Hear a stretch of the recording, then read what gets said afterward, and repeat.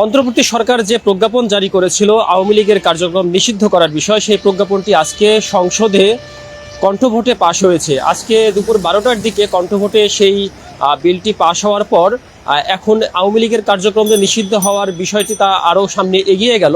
এবং এখন আমি দাঁড়িয়ে আছি রাজধানীর আওয়ামী লীগের যে প্রধান কার্যালয়, সেই কার্যালয়ের সামনে। এবং এই আওয়ামী লীগের প্রধান কার্যালয়টি গত 5 আগস্টের পর থেকে, যখন ক্ষমতাচ্যুত আওয়ামী লীগ সরকারের পতন হয়, এরপর থেকে মূলত আওয়ামী লীগের এই কার্যালয়টি বেশ কয়েকবার হামলার শিকার হয়েছে। এই কার্যালয়টিতে আগুন দেওয়া হয়েছে এবং ছাত্র জনতা বারবারই এই কার্যালয়ের উপরে সে ক্ষোভ প্রকাশ করেছে। সেই বিষয়টি আমরা দেখেছি। এবং গত বছরের নভেম্বরে মাসে মূলত যখন শেখ হাসিনাকে মানবতা বিরোধী অপরাধে ফাঁসির রায় দেওয়া হয়, তার আগে থেকেও বেশ কয়েকবার হামলা হয়েছিল। এবং গত বছরে বলা যায় যে যখন আন্দোলন চলছিল, আওয়ামী লীগের কার্যক্রম নিষিদ্ধের যে আন্দোলন চলছিল রাজধানী জুড়ে, এবং ছাত্র জনতা শাহবাগ ব্লকেট করে তারা এই আন্দোলনটি চালিয়ে যাচ্ছিল। এবং মে মাসে এই আন্দোলনটি মূলত বেশ কদিন ধরে লাগাতার কর্মসূচি পালন করে আসছিল।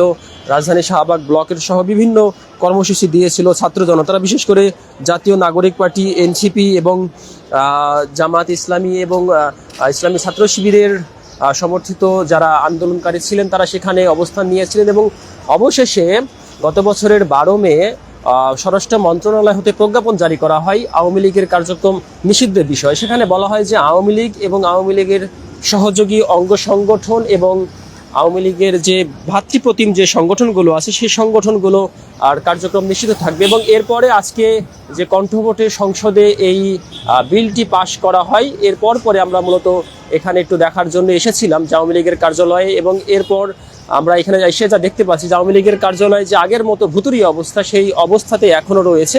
এবং আশেপাশে যারা আছেন তাদের কাছ থেকে একটু জানতে চাই যে আওয়ামী লীগের এই কার্যালয়ে কোনো কার্যক্রম দেখেন কিনা, বা এখানে এসে কোনো কিছু না না না কোনো কিছু চোখে পড়ে না। না।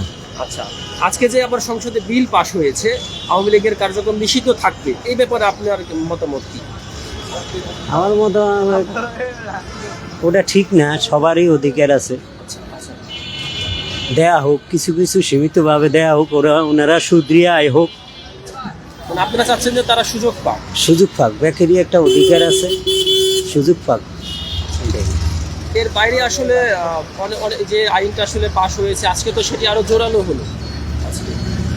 না, এত জোরালো করা আমি মনে করি উচিত না, কারণ বেকারি একটা অধিকার আছে।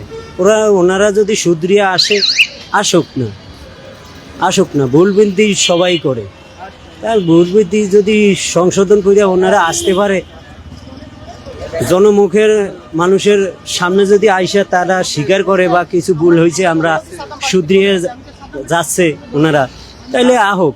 রাজনীতি করার সবারই অধিকার আছে।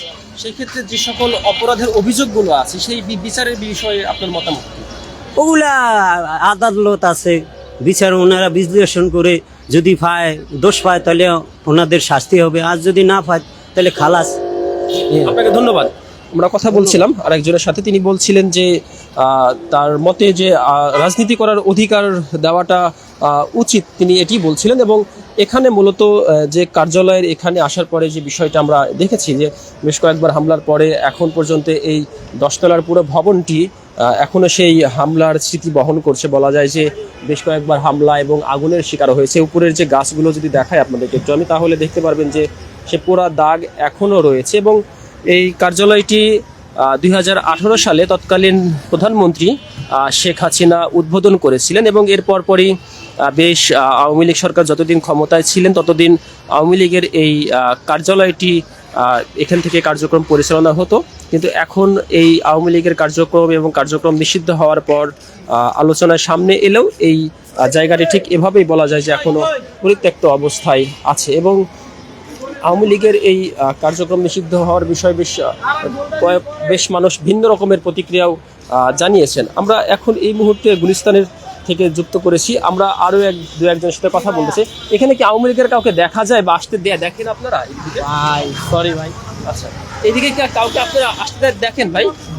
আচ্ছা আচ্ছা, তো এখানে যারা আছেন তারা মূলত কেউই সেই বিষয়টি সেই বিষয়টি বলতে রাজি হচ্ছেন না যে আওয়ামী লীগের কেউ এখানে আসেন কি না, বা এই আওয়ামী লীগের কার্যক্রম নিষিদ্ধ হওয়ার পর থেকে তাদের কোনো তৎপরতা আছে কিনা, সেই বিষয়টি আমরা এখান থেকে দেখছিলাম। এবং বলা যায় যে ছাত্র জনতা যে আন্দোলন চালিয়েছিল গত বছরে, এবং সেই আন্দোলন শেষ পর্যন্ত এই যে রায় কণ্ঠভোটে যে সংসদে বিলটি পাশ হয়েছে, সেই বিলটি পাশ হওয়ার প্রেক্ষিতে আরও দূর এগিয়ে যাচ্ছে। এবং বিশ্লেষকরা মনে করছেন যে আওয়ামী লীগ নিষিদ্ধ হওয়ার পাশাপাশি বলা যায় যে এই সংসদে বিলের মাধ্যমে তাদের কার্যক্রমে নিষিদ্ধ পাশাপাশি বিচারের আওতায় তাদেরকেও আনা যাবে।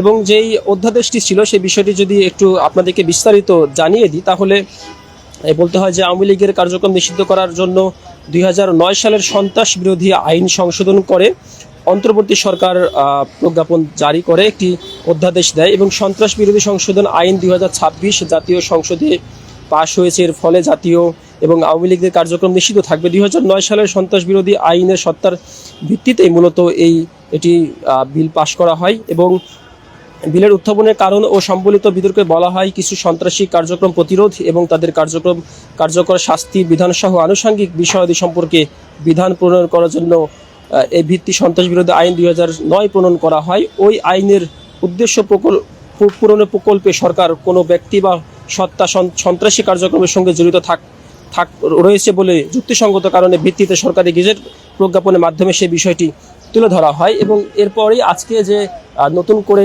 আবারও আওয়ামী লীগের যে কার্যক্রম নিষিদ্ধের বিষয়টি সামনে আসলো, এবং এখন বলা যায় যে নির্বাচনের পর, জাতীয় সংসদ নির্বাচনের পর থেকে দেশের বিভিন্ন জেলাতেই আওয়ামী লীগের কার্যক্রমের নিষিদ্ধ থাকার পরেও তাদের বিভিন্ন অফিসের তালা খুলতে দেখা গিয়েছে, এবং তারা অফিসের তাদের কার্যক্রমগুলো চালিয়েছিলেন। এবং আমরা এখানে এসে যেটি দেখার চেষ্টা করেছিলাম যে আওয়ামী লীগের যে কেন্দ্রীয় কার্যালয়, সেই কেন্দ্রীয় কার্যালয়ের এখনকার যে পরিবেশটি, তো আমরা যুক্ত করেছিলাম আপনাদেরকে আওয়ামী লীগের কেন্দ্রীয় কার্যালয়ের সামনে থেকে, এবং পরবর্তী আপডেট আমরা জানিয়ে দিব। এবং এ পর্যন্তই